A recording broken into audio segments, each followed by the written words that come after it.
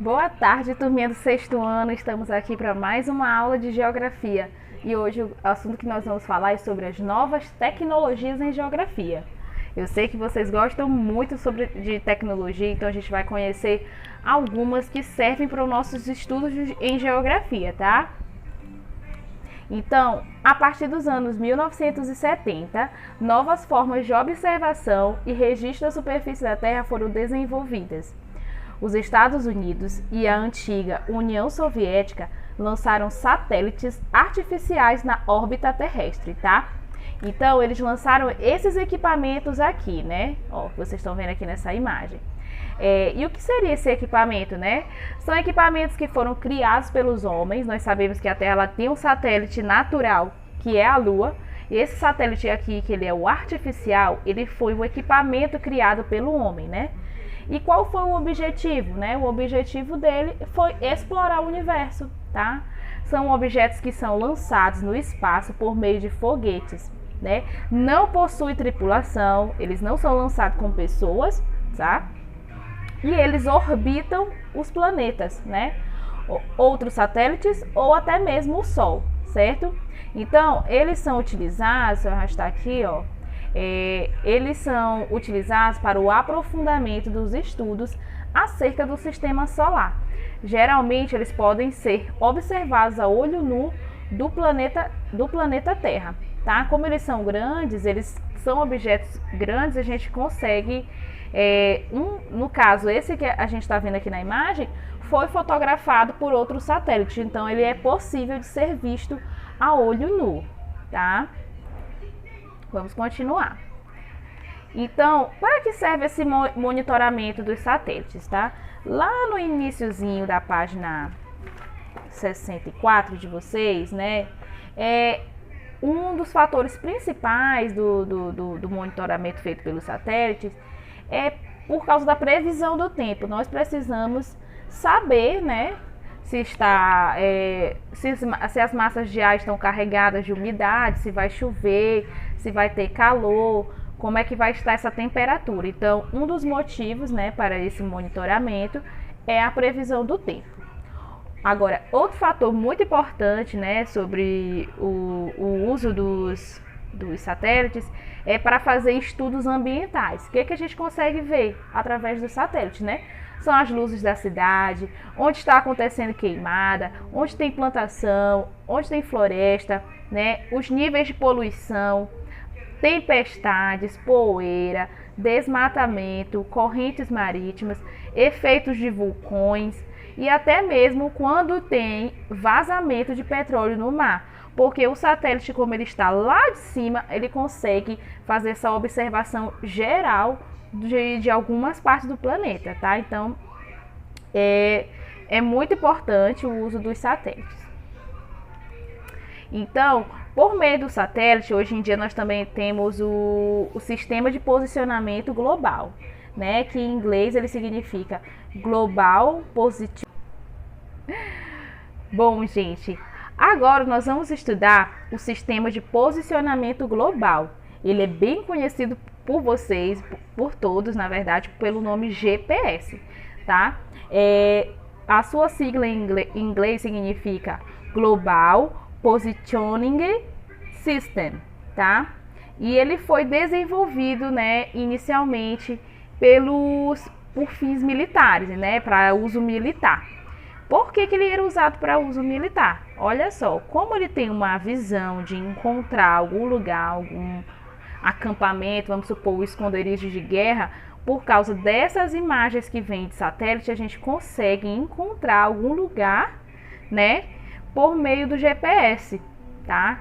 Então ele foi usado inicialmente para fins militares, né, para encontrar acampamentos de esconderijos de fugitivos de guerra ou do grupo, né, do grupo que está, vamos supor que está em guerra com outro grupo, tá?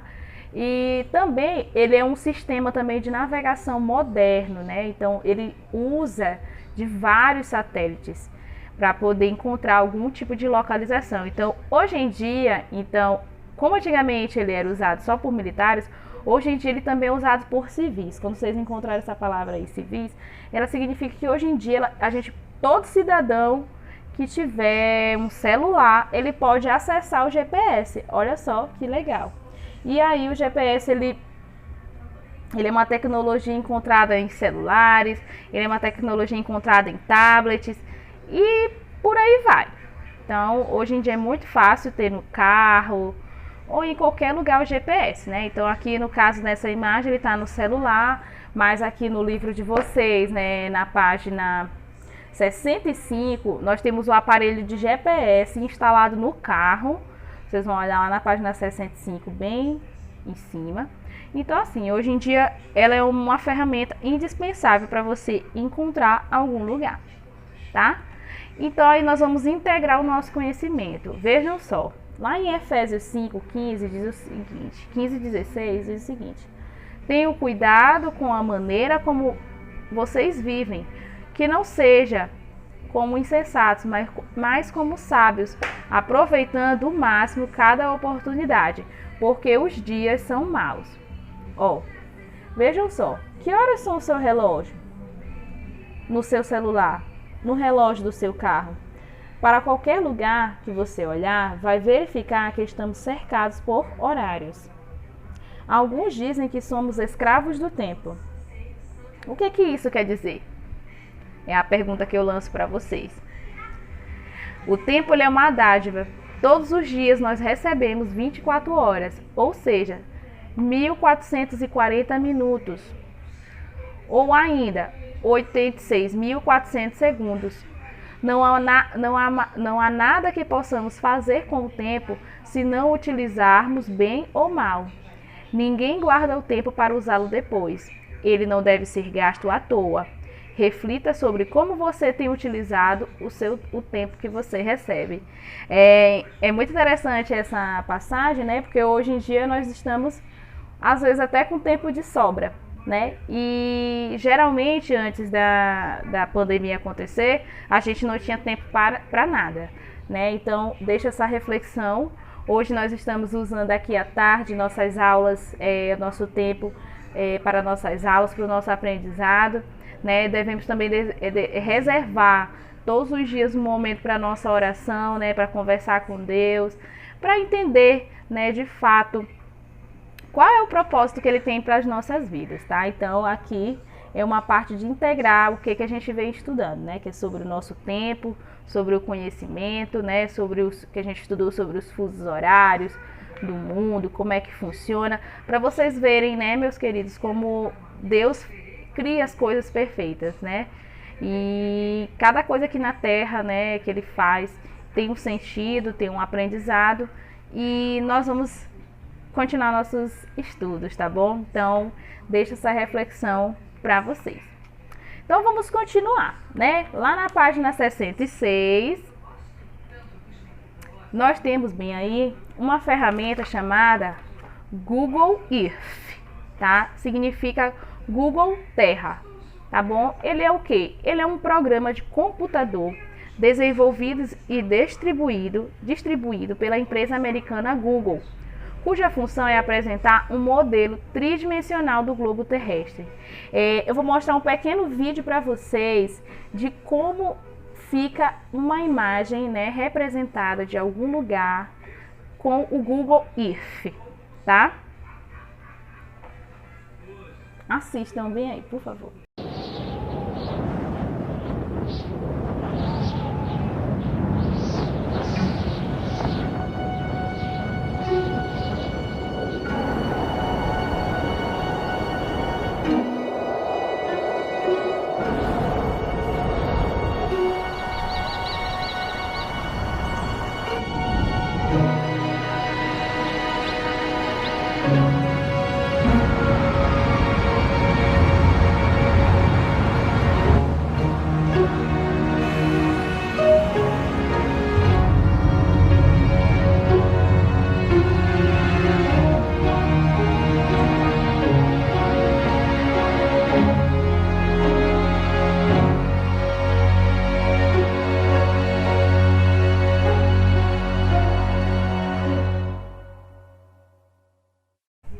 Então, gente, o que deu para perceber nesse vídeo que vocês olharam, certo? Com o Google Earth, como a gente tem uma dimensão tridimensional, o que é o tridimensional, né? A gente consegue ver várias visões, vários tipos diferentes, né, de um local. O que é diferente de um mapa comum, aquele mapa plano. Aquele mapa plano, a gente tem uma visão bidimensional, que é só aquela visão do mapa de cima para baixo. E já nesse modelo tridimensional, o que a gente consegue identificar? O que a gente consegue identificar? Bem aqui no segundo parágrafo da página 66 diz assim, ó: é possível identificar lugares, construções, cidades antigas e atuais, paisagens, entre outros elementos. Então, com Google Earth, a gente consegue ver tudo isso. São esses locais agora de uma maneira tridimensional, com detalhes, com a riqueza de detalhes, tá? Agora eu vou mostrar outro programa similar, que ele é muito mais conhecido por nós, que é o Google Maps, né? Que também está presente em todos os celulares, tablets que tiverem esse aplicativo Google aqui. Ele também é um serviço de pesquisa de visualização de mapas, imagem de satélite da Terra, gratuito também na web e também foi fornecido pelo Google, né, que é uma empresa dos Estados Unidos. Então, entre o Google Earth, né, e o Google Maps, o Google Earth ele já tem um pouquinho mais de complexidade para se mexer. Então, o mais comum que nós encontramos é o Google Maps. Eu também vou mostrar um vídeo para vocês. Vocês vão ver que a diferença é bem pouquinha, tá? Assistam aí.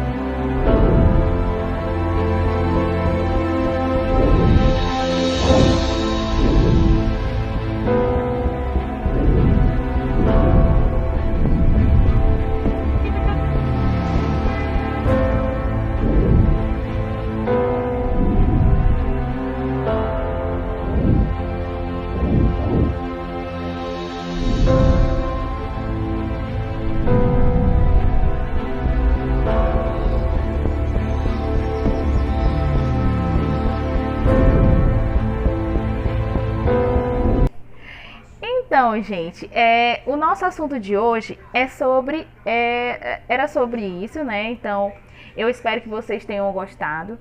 Então, vocês vão agora responder as atividades da página 66 e eu vou dar uma breve explicação sobre o que cada questão está pedindo, tá bom? Então, aí, vamos para a primeira questão da página 66, que diz o seguinte: você já usou o Google Earth? Aí vocês vão dizer sim ou não, né? E vão escrever. Caso sim, vocês vão escrever um parágrafo comentando sobre isso, certo? Questão número 2. De acordo com o texto, podemos perceber que essa ferramenta serve para diversos fins, tá?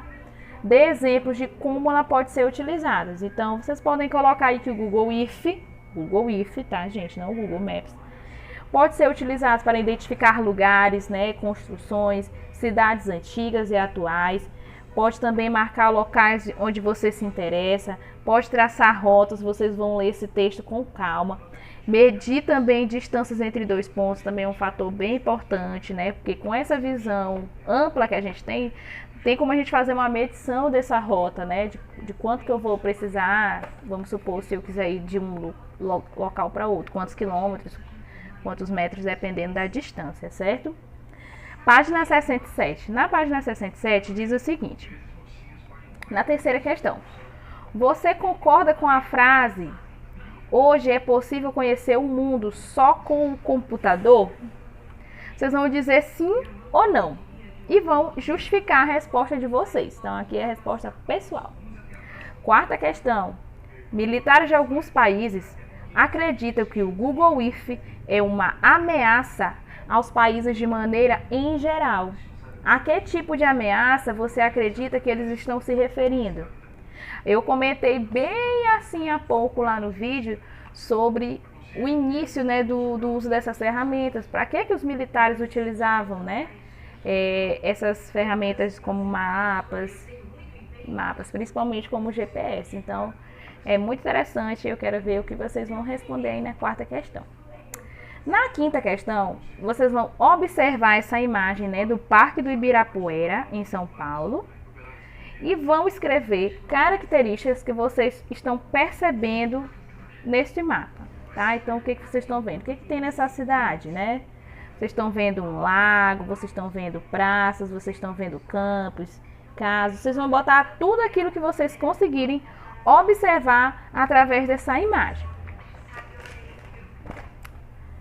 Lá na página 68, nós temos a sexta questão. Vocês vão observar uma coletânea de imagens, né, de 1 até 4, de umas imagens captadas por um satélite, né, sobre a presença de um bloco de gelo.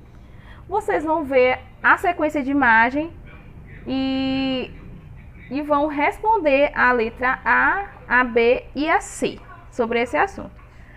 Caso não consiga, nós iremos fazer a correção da 68 juntos aqui pelo Zoom, tá bom? Mas a 66 e 67 eu quero que vocês respondam aí sozinhos e depois me enviem a fotinho, tá bom? Beijos e até a próxima aula. Obrigada pela atenção.